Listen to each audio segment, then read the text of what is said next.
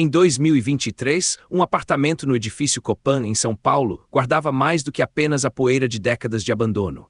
Ele guardava um silêncio. Era o apartamento de Horácio Benites, um nome que, para a maioria, não significava nada. Para a polícia, era a ficha amarelada de um caso de desaparecimento arquivado em 1989, 2 anos depois do fato. Para sua família, era uma ferida que nunca fechou, uma ausência que se tornou parte da mobília. Mas naquele ano, durante uma reforma iniciada por seu sobrinho neto, Léo, uma parede oca na biblioteca, revelou algo que o tempo não conseguiu apagar. Atrás de uma estante falsa, embutido na alvenaria fria, havia um cofre de aço, pequeno e sem qualquer marca do fabricante. Um cofre que não constava em nenhum inventário, em nenhuma conversa, em nenhuma memória. E foi a abertura daquela porta de metal que fez o ano de 1987 retornar com uma força inesperada, trazendo consigo a história de um homem que se dissolveu na maior metrópole do Brasil e o tesouro que, talvez, tenha sido a razão de seu fim. A história oficial, a que dormia nos arquivos do Departamento de Homicídios e Proteção à Pessoa, era sucinta e insatisfatória. Horácio Benites, 62 anos, colecionador de mapas antigos e livros raros, solteiro, sem filhos, saiu de seu apartamento na manhã de 12 de maio de 1987, uma terça-feira cinzenta, e nunca mais foi visto. Deixou para trás uma vida inteira organizada com precisão maníaca, livros catalogados, roupas dobradas, a conta de luz paga sobre a escrivaninha.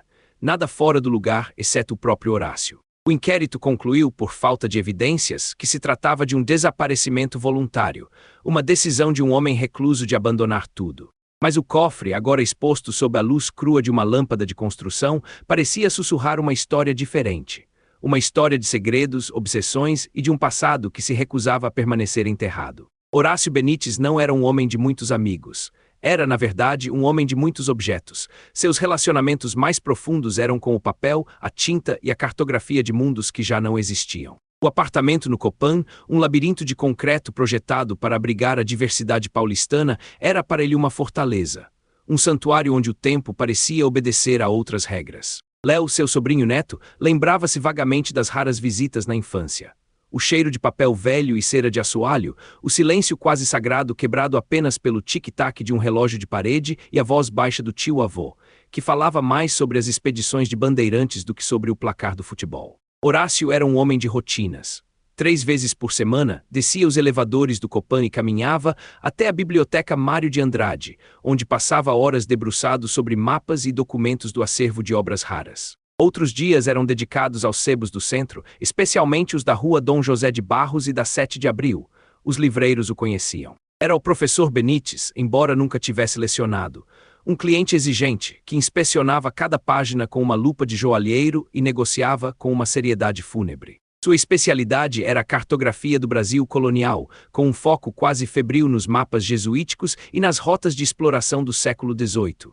Ele não apenas colecionava. Ele investigava. Cruzava informações, anotava inconsistências em cadernos de capa dura e acreditava que os mapas antigos eram mais do que representações geográficas. Eram para ele confissões, testamentos de segredos, riquezas e disputas enterradas sob camadas de história oficial. Em um desses cadernos, encontrado anos mais tarde por Léo em uma gaveta secreta da escrivaninha, havia uma anotação que na época não fez sentido para a polícia. O alemão insiste no mapa-mãe. Ele não entende que a peça que falta não está no papel, mas na terra. Ele oferece um valor que ofende a inteligência. Acha que sou um amador.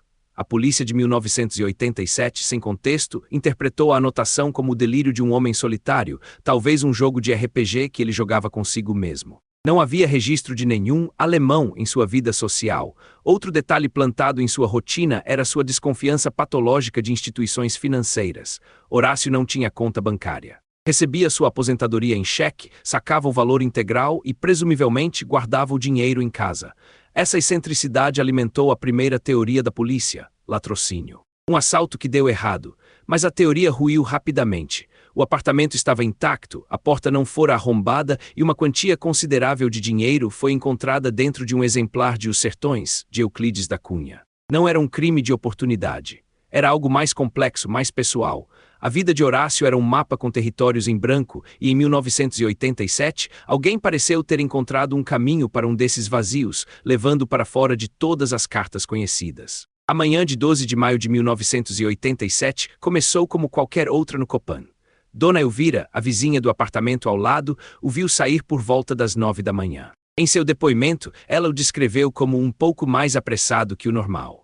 Ele usava seu habitual paletó de tweed, mesmo no calor abafado de São Paulo, e carregava uma pasta de couro escura, que, segundo ela, parecia mais cheia do que de costume. Ele acenou com a cabeça, um gesto curto, e seguiu para o elevador. Foi a última vez que ela o viu. O porteiro do bloco, seu Afonso, confirmou o horário. Horácio, disse ele, não pegou um táxi, como fazia quando ia a algum lugar distante. Apenas saiu a pé em direção à Avenida Ipiranga. O próximo registro de seu dia vem de um sebo na Rua 7 de Abril. O proprietário, um homem chamado Ramiro, lembrou-se da visita. Horácio não estava comprando, estava vendendo. Algo raro para ele. Ele vendeu um conjunto de litografias do século XIX de Debrecht. Ramiro achou estranho. Eram peças valiosas que Horácio guardava com ciúme. Ele disse que precisava de liquidez para um negócio importante, contou Ramiro à polícia. Parecia ansioso, olhava para o relógio a todo momento. Depois de fechar a venda e receber o pagamento em dinheiro vivo, Horácio pediu para usar o telefone do sebo. A ligação foi curta. Ramiro só ouviu fragmentos. Algo sobre confirmar o encontro na Luz e a frase "leve o original sem cópias". Dali, Horácio Benites se torna um fantasma nos registros da cidade. A teoria é que ele caminhou até a Estação da Luz, um trajeto de 20 minutos.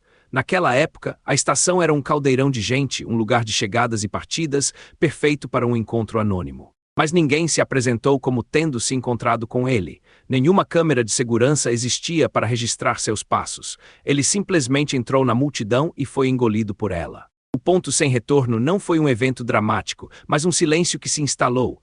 A noite caiu e a luz da janela de seu apartamento não se acendeu. No dia seguinte, o entregador de leite deixou a garrafa na porta, que se juntou à do dia anterior. Na quinta-feira, Dona Elvira, a vizinha, notou o acúmulo e o cheiro fraco de leite azedando. Preocupada, chamou o síndico. Eles bateram, nenhuma resposta. Usando uma chave mestra, abriram a porta. O apartamento estava em perfeita ordem. O relógio na parede ainda funcionava. Um prato e um copo estavam secando no escorredor da pia. Na escrivaninha, um livro sobre a história de São Paulo estava aberto na página que descrevia a fundação da cidade pelos jesuítas. Tudo estava onde deveria estar. A única peça que faltava no quebra-cabeça meticulosamente montado daquela vida era o próprio Horácio. A questão que parou no ar e que o inquérito nunca conseguiu responder era devastadora em sua simplicidade. O que havia naquela pasta de couro, e para quem ele a estava levando, as primeiras 48 horas de uma investigação de desaparecimento são cruciais. No caso de Horácio Benites, essas horas foram consumidas pela burocracia e por uma certa letargia institucional. O chamado de Dona Elvira foi registrado como uma verificação de abandono de incapaz, dada a idade de Horácio. Somente quando seu único parente próximo, um irmão que vivia em Santos e com quem ele mal falava, foi contatado, é que o caso foi oficialmente classificado como desaparecimento. A investigação começou com um atraso fatal. Os policiais que entraram no apartamento procuraram por sinais óbvios: desordem, cartas de despedida, vestígios de violência. Não encontraram nada. O lugar era um museu pessoal impenetrável. A ausência de uma vida social ativa complicou tudo. Não havia amigos para entrevistar, colegas de trabalho para contatar. O universo de Horácio era composto por livreiros, arquivistas e os personagens de seus livros. A polícia conversou com os funcionários da biblioteca Mário de Andrade e com os donos de sebos que ele frequentava. Todos contaram a mesma história: um homem reservado, educado, obsessivo com seu hobby. Ninguém relatou ameaças ou comportamentos estranhos, exceto pela ansiedade notada no último dia. A busca física foi limitada. Sem um local específico para procurar, a polícia se restringiu a distribuir cartazes com sua foto, uma imagem séria de um documento antigo em delegacias e hospitais. A descrição, homem de 62 anos, vestindo paletó de tweed, era desesperadoramente vaga na São Paulo de 1987. Milhares de homens se encaixavam nela. A investigação burocrática também bateu em paredes. A vida financeira de Horácio era um buraco negro. Sem contas bancárias, não havia como rastrear transações ou saques suspeitos. O dinheiro encontrado no livro de Euclides da Cunha parecia reforçar a ideia de que ele não fora vítima de um crime comum. A falha crucial, no entanto, veio da interpretação dos cadernos de anotações. Os investigadores, lidando com dezenas de casos de violência urbana, folhearam os diários de Horácio e os classificaram como escritos de um excêntrico. As menções ao alemão, ao mapa-mãe e a disputa sobre a autenticidade de documentos cartográficos foram vistas como ficção, parte de seu mundo particular. Não foram investigadas a fundo. Ninguém se deu ao trabalho de tentar identificar quem poderia ser aquele alemão.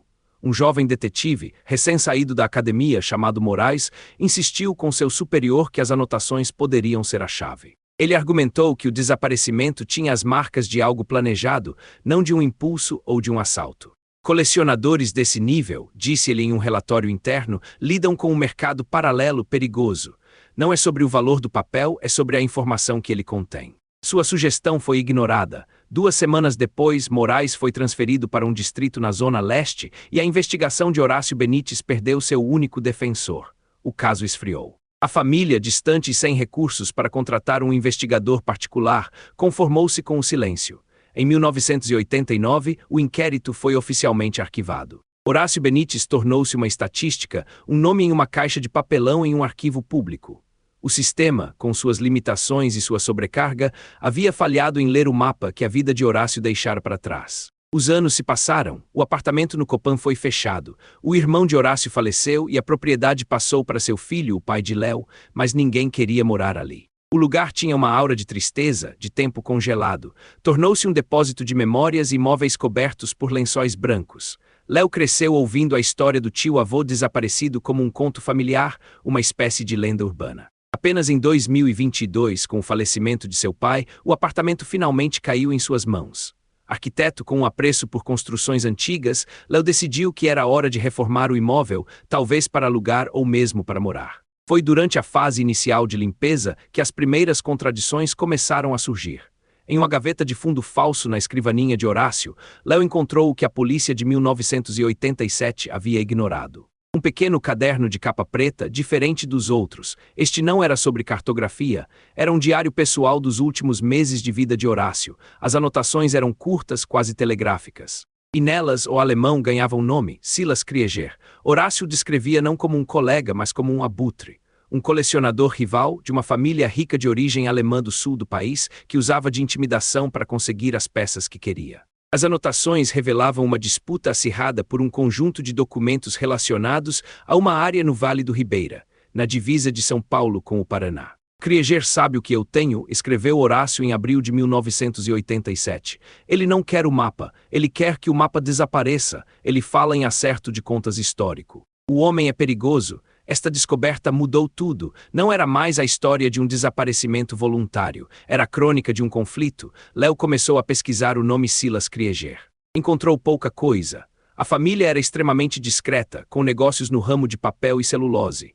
Mas um artigo de jornal antigo, de 1995, mencionava Silas em uma disputa de terras na região de Cananéia, a mesma área dos mapas. O artigo citava documentos históricos de posse como base da reivindicação. A peça final do quebra-cabeça pré-reforma veio de um envelope escondido sob o forro de uma mala antiga. Dentro, uma única fotografia em preto e branco, datada de 1938. Mostrava um grupo de homens, todos de aparência europeia, em frente a uma construção rústica no meio de uma mata densa. No verso, uma anotação a lápis: Guaraqueçaba, o início. Léo não reconheceu ninguém, mas a imagem o perturbou. A atmosfera era pesada, os homens não sorriam. Pareciam mais soldados do que colonos. Foi essa combinação, o diário, o nome Krieger e a foto misteriosa, que impulsionou Léo a fazer uma reforma completa no apartamento. Ele sentia, com uma certeza visceral, que as respostas não estavam nos arquivos da polícia, mas ali, naquelas paredes. Ele precisava esvaziar tudo, ir até o osso do apartamento. E foi assim que, em um dia de trabalho barulhento, a marreta de um pedreiro bateu na parede da biblioteca e o som não foi de tijolo maciço, mas um eco oco e metálico. O passado, finalmente, estava prestes a ser aberto. A descoberta da parede falsa eletrificou o ambiente. O pedreiro, um homem experiente, soube na hora que aquilo não era um erro de construção. Era intencional. Com cuidado, eles removeram o reboco e os tijolos, revelando a porta de aço do cofre, fria e impassível. Era um modelo antigo, provavelmente dos anos 50, com um segredo de disco que certamente não era aberto há mais de 35 anos. Léo sentiu um calafrio. Aquela era a verdadeira biblioteca de Horácio, o seu arquivo secreto. Não havia como abri-lo sem ajuda profissional. Ele contatou um chaveiro especializado em cofres antigos, um senhor japonês que chegou com uma maleta de ferramentas que pareciam instrumentos cirúrgicos. O trabalho levou quase 4 horas. O som da broca perfurando o metal ecoava pelo apartamento vazio, um ruído agudo que parecia cortar o próprio tempo. Léo esperou com uma ansiedade que lhe revirava o estômago. O que encontraria ali dentro? Dinheiro, joias ou algo que finalmente explicasse o que aconteceu com seu tio-avô? Finalmente, com um estalo seco, a trava cedeu. O chaveiro girou a maçaneta e a porta pesada se abriu, liberando um sopro de ar parado, com o cheiro inconfundível de papel e mofo. Não havia ouro ou pilhas de dinheiro. O tesouro de Horácio Benites era de outra natureza. O interior do cofre estava forrado com feltro verde e organizado com a mesma precisão do resto do apartamento. Havia dezenas de tubos de cartolina, cada um etiquetado com uma caligrafia elegante. Havia pastas de couro e caixas de madeira. Léo, com as mãos tremendo, pegou o primeiro tubo. A etiqueta dizia: Projeto Guaraqueçaba Mapas Originais 1935-1939. Com extremo cuidado, ele desenrolou o primeiro mapa sobre o chão. Era uma carta topográfica detalhada de uma vasta área de Mata Atlântica no litoral do Paraná. Mas estava coberta de anotações em alemão e símbolos que ele não reconhecia. Havia marcações de lotes, planos para uma pequena vila, um local para um porto e até mesmo o traçado de uma estrada que cortaria a serra. Em outras pastas, encontrou o que pareciam ser títulos de propriedade, também em alemão, registrados em um consulado, não em um cartório brasileiro. Havia correspondências trocadas entre famílias alemãs e membros do Partido Nazista no Brasil nos anos 30. As cartas falavam da criação de uma colônia autossuficiente, um enclave que serviria como refúgio e base de operações na América do Sul. O projeto parecia ter sido abandonado com o início da Segunda Guerra Mundial e a entrada do Brasil no conflito ao lado dos aliados. Mas os títulos de terra, aparentemente, permaneceram válidos em alguma brecha legal. Horácio não havia apenas encontrado mapas. Ele havia encontrado a prova de uma tentativa de apropriação de um pedaço do território brasileiro, um segredo enterrado por quase 50 anos. E a família Krieger, Léo percebeu com um nó na garganta, era uma das signatárias dos documentos. O acerto de contas histórico, que Horácio mencionara em seu diário, ganhava um sentido terrível. Silas Krieger não queria comprar os mapas. Ele queria apagar a história que eles contavam. No fundo do cofre havia uma última pasta. Dentro dela, o mapa-mãe. Era diferente dos outros. Feito em pergaminho, parecia muito mais antigo, talvez do século XVIII.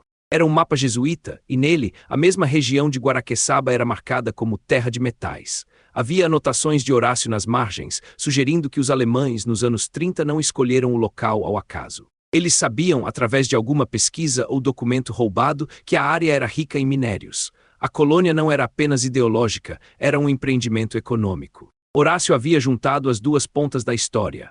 E essa descoberta, esse tesouro de informações, era o que ele carregava na pasta de couro no dia em que desapareceu. Ele não ia a um encontro para vender um mapa. Ele ia a um confronto, e a grande e nova pergunta que pairava sobre o apartamento silencioso era: o que aconteceu na Estação da Luz quando Horácio abriu aquela pasta e revelou a Silas Krieger que sabia de tudo? O conteúdo do cofre não trouxe paz, apenas uma clareza perturbadora. Léo passou semanas imerso naqueles documentos com a ajuda de um amigo historiador e de um tradutor de alemão. A história que emergia era maior e mais sombria do que ele jamais poderia imaginar. O projeto Guaraqueçaba era real. Era um plano meticuloso, financiado por simpatizantes do Terceiro Reich no Brasil, para criar uma colônia que serviria de porto seguro para capitais e pessoas que eventualmente precisassem fugir da Europa. A escolha do local, baseada no antigo mapa jesuíta, era estratégica. Isolado, de difícil acesso e com potencial de autossuficiência através da exploração mineral. A família Krieger estava no centro de tudo. Eram eles os detentores dos títulos de propriedade originais. Com o fim da guerra e a derrota da Alemanha, o projeto foi engavetado e as terras, oficialmente, permaneceram como devolutas, parte de uma área de proteção ambiental. Mas as famílias nunca esqueceram. Durante décadas, esperaram o momento certo para reaver sua posse, talvez através de manobras legais ou da exploração ilegal de recursos. A descoberta de Horácio Benites foi uma bomba relógio. Ele, em sua busca por mapas raros, tropeçou no segredo mais bem guardado da família Krieger. Ele adquiriu os mapas originais do projeto de um descendente de outra família envolvida, alguém que provavelmente não sabia o real valor daqueles papéis. Quando Silas Krieger soube, iniciou a perseguição. Ele precisava daqueles documentos de volta, não pelo valor de coleção, mas para destruir a prova de que a reivindicação de suas terras tinha uma origem ilegal e ligada a um regime estrangeiro hostil. O que ainda não fechava, mesmo com todas essas revelações, era a mecânica do desaparecimento. Se Silas Krieger se encontrou com Horácio na Estação da Luz, como ele conseguiu fazê-lo desaparecer sem deixar rastros? Não houve testemunhas de uma briga ou de um sequestro. A estação, mesmo em 1987, era um lugar público demais para uma ação violenta. A teoria mais plausível, construída por Léo e seu amigo historiador, era de que o encontro foi uma armadilha. Silas pode ter convencido Horácio a ir a um segundo local, mais reservado, sob o pretexto de examinar os documentos com mais calma ou de finalizar o pagamento. Um carro poderia estar esperando, um local ermo. A partir daí, as possibilidades eram sombrias e incontáveis. Horácio, um intelectual de 62 anos, não teria tido chance. Seu corpo, provavelmente, foi descartado em um dos muitos rios ou matas que circundam a metrópole, um lugar onde nunca seria encontrado. O custo humano daquele segredo era agora palpável. A vida de Horácio não foi perdida por um capricho ou por uma decisão de fugir. Foi tirada para proteger um legado construído sobre segredos e ambições. Léo sentiu o peso daquela verdade. Ele tinha em mãos a prova que poderia, talvez, manchar o nome de uma família poderosa e reescrever um pedaço da história daquela região. Mas o que ele poderia fazer? Silas Krieger, ele descobriu, havia falecido em 2010. Seus herdeiros continuavam a tocar os negócios da família. Levar aqueles documentos à polícia agora, mais de 30 anos depois, abriria uma investigação complexa, com poucas chances de uma condenação criminal. O crime de homicídio já estaria prescrito. O final oficial, o de desaparecimento voluntário, permaneceria nos registros.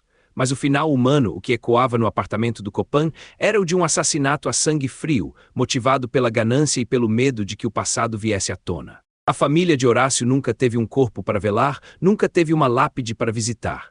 Tiveram apenas um apartamento cheio de livros e um silêncio que, agora, finalmente, tinha uma explicação. Léo nunca levou os documentos à polícia. A batalha legal seria extenuante e o resultado incerto. A justiça para Horácio, ele decidiu, não viria de um tribunal, viria de outra forma. Ele digitalizou cada mapa, cada carta, cada título de propriedade. Criou um arquivo online anônimo e o entregou a jornalistas investigativos e a um departamento de história de uma universidade federal. Ele não buscava vingança, mas a verdade. Que a história do projeto Guaraqueçaba fosse conhecida, que o segredo dos Krieger fosse exposto à luz do dia. A história, quando finalmente publicada, causou um rebuliço discreto nos círculos acadêmicos e um grande desconforto na família Krieger, que negou tudo veementemente, classificando os documentos como falsificações históricas. Mas a semente da dúvida havia sido plantada. O apartamento no Copan foi finalmente reformado. Léo o transformou em um espaço moderno, mas manteve a biblioteca original de Horácio como um memorial. As estantes foram restauradas e os livros limpos e reorganizados. Era um lugar de silêncio, mas agora um silêncio de paz, não de angústia. Em uma tarde de domingo, enquanto organizava os últimos pertences do tio-avô que estavam no cofre, Léo encontrou algo que havia deixado passar. No fundo de uma pequena caixa de madeira, sob uma camada de algodão, havia um objeto que não se encaixava em nada daquilo. Não era um mapa nem um documento. Era um pequeno pássaro de madeira entalhado com uma habilidade impressionante. A madeira era escura, quase negra, e os detalhes das penas eram perfeitos. Não havia nenhuma anotação, nenhuma explicação. Não pertencia a nenhuma cultura indígena que ele conhecesse, nem parecia um artesanato europeu. Era simplesmente um pássaro de madeira, de onde ele veio, seria um presente, um símbolo. Um código de reconhecimento trocado entre colecionadores? Ou seria a última peça que Horácio adquiriu, o objeto que de alguma forma o levou ao mapa-mãe? Essa era a única pergunta que os documentos do cofre não respondiam, o detalhe final que permanecia no escuro. Léo ficou segurando o pequeno pássaro na palma da mão. A madeira era lisa, polida pelo tempo e pelo toque. Ele olhou pela janela do Copan. A cidade de São Paulo se estendia até o horizonte, um oceano de concreto e histórias não contadas. A de Horácio Benites era apenas mais uma, resgatada do esquecimento por uma parede oca e pela teimosia do tempo. O tesouro havia sido encontrado, o mistério em grande parte resolvido. Mas o pequeno pássaro de madeira permanecia, um eco silencioso do homem que amava os segredos do passado e que no fim se tornou um deles. O crime original, a fraude fundiária, já estava prescrito. Não haveria punição legal para os herdeiros. O único crime que talvez pudesse ser investigado era o desaparecimento de Otávio, mas sem um corpo, sem uma confissão, sem uma testemunha direta, o que ele tinha era apenas uma motivação poderosa, não uma prova de homicídio. O final oficial da história de Otávio Brandão já estava escrito, morte presumida. O final humano, no entanto, era este, um sobrinho-neto numa sala vazia, segurando a verdade nas mãos, uma verdade tão grande e tão antiga que se tornara inútil para a justiça, mas que explicava tudo. O custo real da descoberta de Otávio foi a sua própria vida, e o custo para Lucas era o silêncio. Publicar a história poderia destruir um império, mas poderia também destruir a si mesmo, sem trazer seu tio-avô de volta. A tragédia não era apenas o desaparecimento, mas o fato de que, mesmo com a verdade revelada, nada podia ser feito. O sistema que permitiu aos Corvello enterrar um rio era o mesmo que agora protegia seu legado, tornando a verdade de Otávio tão impotente quanto um mapa antigo num mundo que só olha para frente. Lucas nunca levou os documentos às autoridades. O conselho do velho professor ecoava em sua mente: algumas verdades não libertam, rapaz. Elas apenas te acorrentam a um passado que não pode ser consertado. Ele decidiu honrar a memória de Otávio de outra forma. Digitalizou todo o material do cofre, as fotos, os mapas, o diário do engenheiro e subiu os arquivos de forma anônima para diversos servidores e bibliotecas digitais ao redor do mundo, sob o título vago de Estudos Topográficos Paulistanos, SEC. 1920 não era uma denúncia, mas uma preservação. Uma mensagem numa garrafa, lançada ao oceano digital, para que futuros pesquisadores, talvez em um tempo mais seguro, pudessem encontrar e entender. O apartamento, por fim, foi vendido. Os livros e mapas da coleção de Otávio foram doados à biblioteca da universidade, com a condição de que fossem mantidos juntos, como a coleção Brandão. O tesouro material foi disperso, mas o tesouro secreto, a verdade, estava agora semeado, esperando. Numa tarde fria de outono, meses depois de tudo ter acabado, Lucas caminhava pelas ruas do bairro que nascera da fraude dos Corvello. As mansões imponentes, as árvores centenárias, o asfalto perfeito. Tudo parecia sólido, permanente. Ele parou numa esquina e olhou para o chão, para uma boca de lobo de onde vinha um som fraco, quase inaudível, de água correndo nas profundezas. O córrego Saracura, a linha seca. Ainda estava ali, um rio fantasma fluindo sob o concreto, uma testemunha silenciosa.